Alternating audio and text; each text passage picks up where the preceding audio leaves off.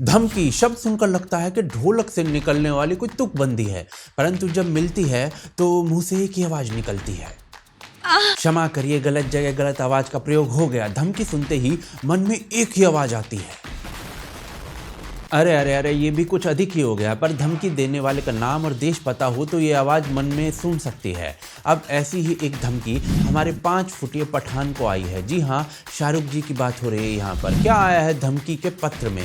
क्या शाहरुख अकेले ऐसे सेलेब हैं जिन्हें ये प्रेम पत्र मिला है, या और भी हैं? क्या केवल भारत में है? और कैसे ये धमकियाँ अच्छी प्रमाणित होती हैं इन सेलेब्स के लिए? क्या बोला तूने? सही बोल रहा हूँ भाई, दाग अच्छे बोल बोल के दाग के फायदे ढूंढ लिए। तो धमकियों में तुम्हारी भैंस खुल रही है क्या? वीडियो के अंत तक किसी भैंस का दूध निकाला जाएगा। देखते रहिए आज की ताज़ा खबर।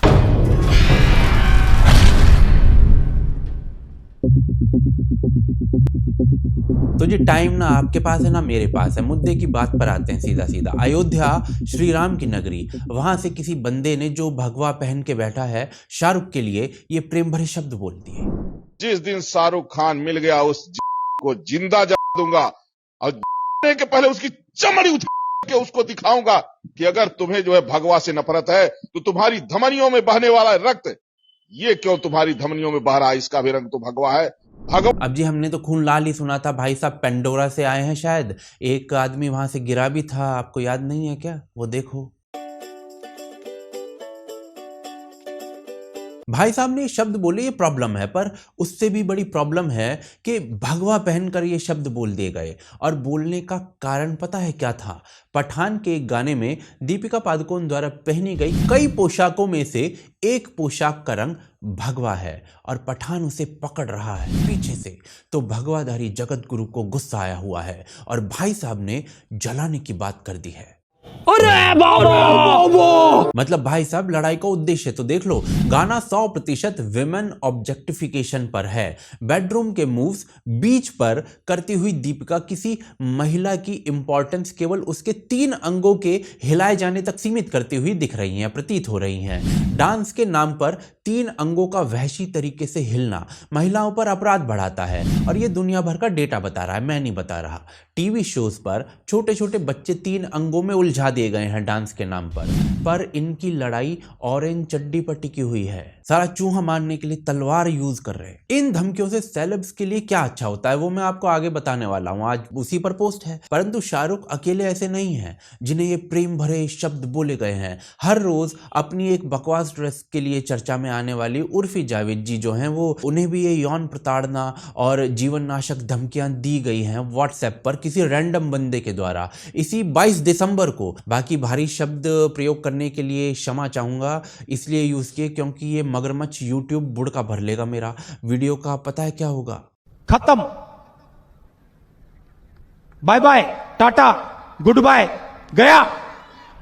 मतलब भाई साहब दुनिया के किसी कोने में बैठकर तुम ऑफेंड हो रहे हो तो सीधा जला दोगे या यौन हिंसा करोगे। धमकी के बाद रिपोर्ट ऐसी आ रही है कि फिल्म जब रिलीज होगी तो बेशरम रंग गाना जो है ना वो फिल्म से हटा दिया जाएगा। ऐसी रिपोर्ट्स में कुछ बताया गया है। विमेन ऑब्जेक्टिफिकेशन की दृष्टि से देखे तो सही है, पर धमकी का कल्चर तो सही नहीं है। और ये 1-2 कांड नहीं है। विक्की कौशल और कैटरीना कैफ को अनजान धमकी आई। मुंबई पुलिस ने केस दर्ज किया। सलमान और उनके पापा को धमकी मिली। सलमान के पापा जॉगिंग करने गए थे, एक बेंच पर बैठकर बेचारे आराम कर रहे थे, हाथ में कोई धमकी का लेटर पकड़ा गया। मामला पुलिस के पास है। दीपिका की फिल्म आई थी पद्मावत, तो जी एक अंकल मुंडी विभक्त कार्यक्रम चलाने की बात कर रहे थे। केवल मात्र 5 करोड़ का इनाम।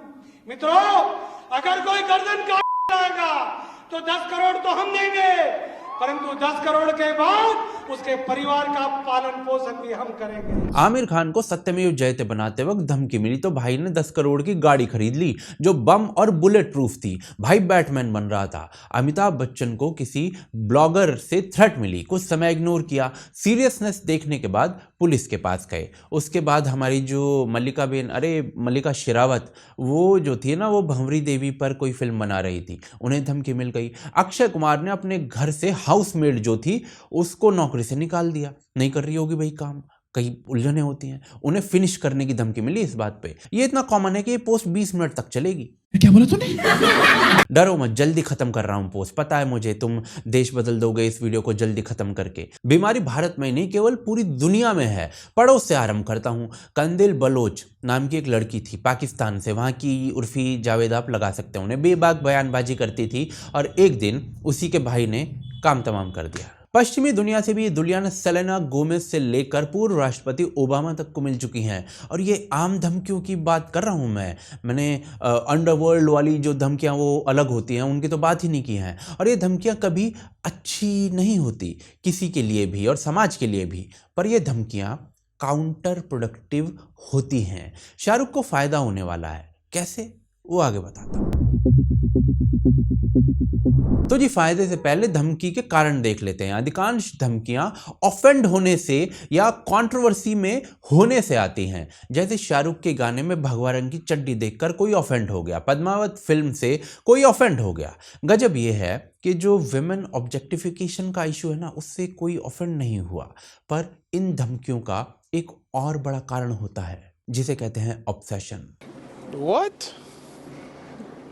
Bro, what are you talking about, man? जी सही पकड़े हैं आप। Journal behaviour sciences and the law, इसमें प्रकाशित एक स्टडी के अनुसार 58 ऐसे आक्रमणों का अध्ययन किया गया। इसमें से 38% गवर्नमेंट के बड़े अधिकारियों या जो जजेस वगैरह होते हैं उन पर किए गए थे और 34% फिल्मी सितारों पर, खिलाड़ियों पर, ऐसे सेलेब्स पर किए गए थे। कारण पता है क्या है? तो जी सर्वे के अनुसार सोशल मीडिया आने के बाद एक फैन एक फिल्म स्टार को अपने बहुत करीब पाता है।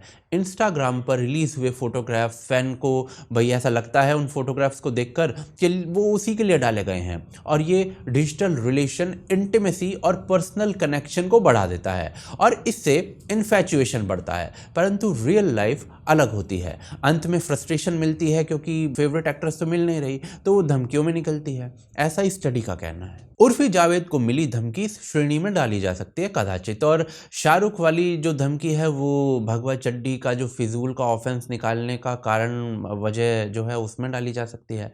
और इससे होता क्या है? एक थर्ड क्लास गाने और मीडियोक्रिटी से भरी दिख रही फिल्म को 10 करोड़ से अधिक व्यूज मिल जाते हैं। ये क्या एक ही फायदा है? जी नहीं, पूरी लिस्ट है, आगे देखते हैं।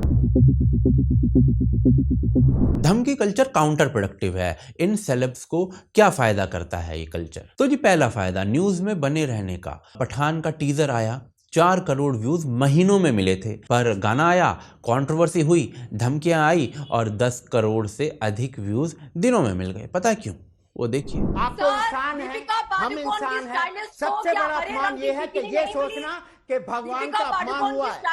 सबसे बड़ा रंग की बिकनी नहीं मिली। सबसे बड़ा अपमान भगवान का, हरे रंग की बिकनी, हरे रंग की बिकनी पर इस गाने को क्यों नहीं फिल्माया गया? देख रहे हो विनोद, ये सब पूरे दिन न्यूज में चलेगा तो क्या होगा? धमकी का पहला उल्टा रिएक्शन। दूसरा रिएक्शन, इतनी न्यूज के बाद आम आदमी की उत्सुकता जाग जाती है। वो सोचता है कि भाई देखूं सही साला चल क्या रहा, पूरा बवाल कट क्यों रहा है।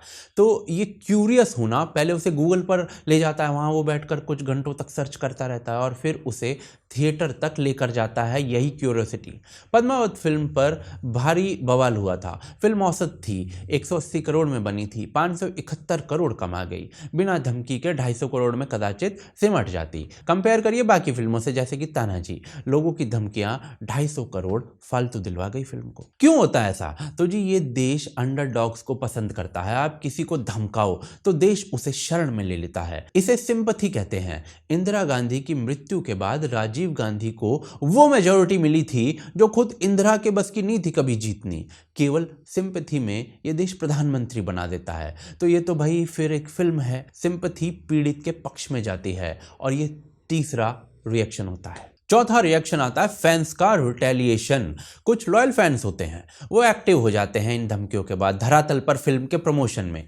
बल्क में टिकट्स बुक करते हैं फिल्म के बाद, चाहे फिर भाई वो रो भी रहे हों। जैसे कि आप स्क्रीन पर ब्रह्मास्त्र फिल्म का एक उदाहरण देख सकते हैं, खुद ही पढ़िए, पोस्ट लंबी होती है। धमकी से पहले ऐसा माहौल नहीं होता, धमकी के बाद अवश्य होता है। और पांचवा कारण सबसे घातक, विक्टिम कार्ड, जो कि स्वयं सेलिब्रिटी खेलता है धमकी के बाद। और ये बात बताने में मुझे बिल्कुल भी आपत्ति नहीं है कि दुनिया कुछ भी कर ले, मैं और आप लोग और जितने भी पॉजिटिव लोग हैं सब के सब जिंदा हैं। इनडायरेक्ट शब्दों में भाई जो बात कही गई है वो दूर तक चली गई। इसे विक्टिम कार्ड कहते हैं।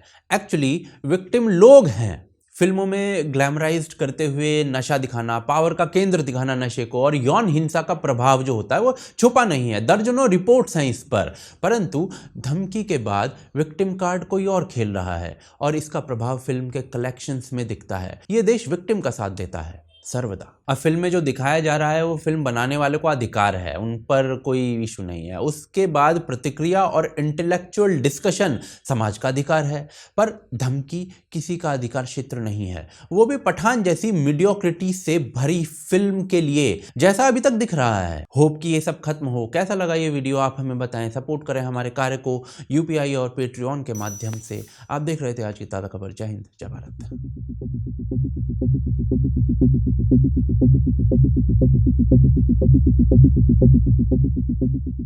Thank you.